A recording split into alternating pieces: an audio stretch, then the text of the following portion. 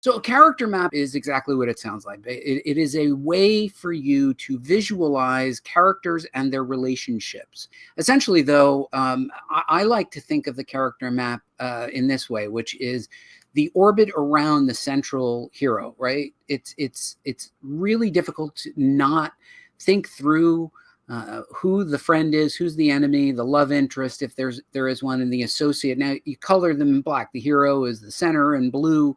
The enemy, obviously, we've got an opposite.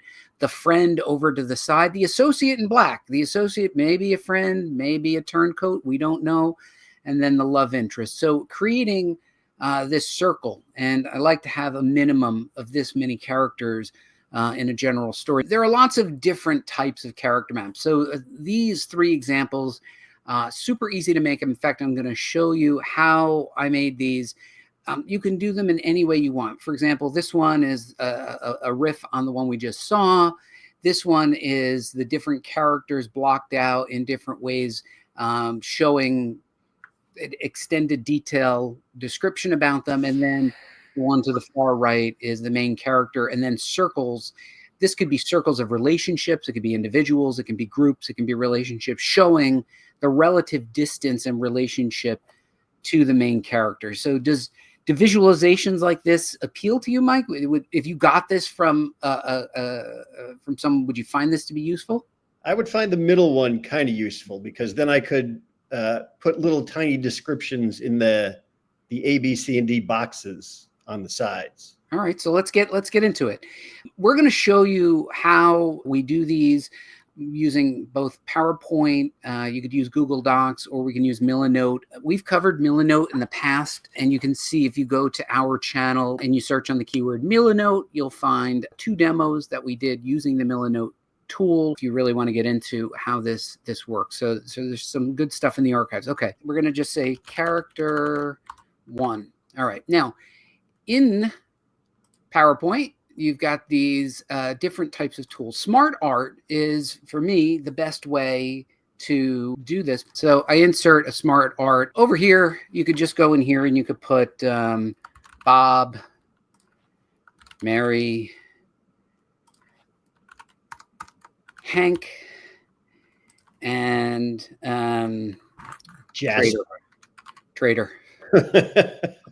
Okay, and you can put some info and more info,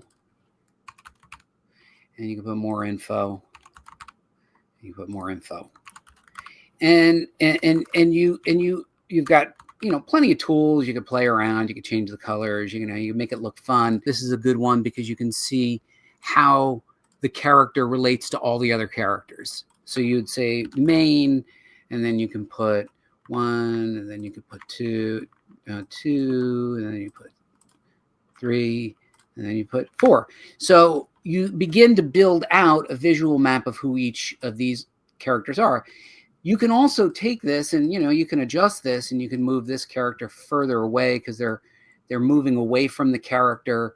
You could actually do this during the building process. Now, one of the things that I like to do is consider, Mike, how these 2 characters relate to each other. So again, I don't think you can see the pull down menus very well. No, it's not showing you the pull down menus, but you can see now I've created a relationship between these 2 characters. And what we want to do is show that these characters also have a relationship.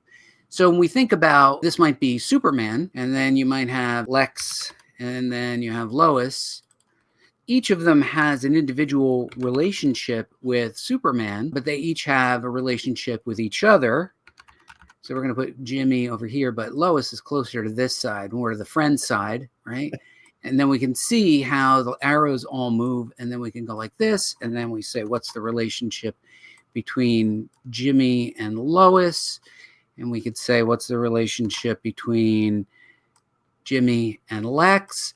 Now, the point behind what I'm doing, Mike, is for us to force ourselves into making sure that we understand those relationships. So a character map helps you to understand the contextual relationship between the primary characters. And then you can have other satellite characters just by adding satellite characters, you can put a whole bunch of extra people, and then you're like, okay, I got a bunch over here.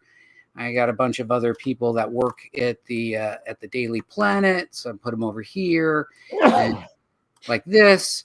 And then you could build these characters out. You want to know what their role is and what their relationship is, say, to Superman, and also maybe to Clark Kent. But by doing a character map, it helps you to remember where you are, and then you can put at odds Lex Luthor way over here. He's the bad guy. And then the friends are over here. And then you could put people right over here that you're not 100% sure. They could turn on either side. But that's the point of building a character map. And that is how easily that you can do it inside of PowerPoint.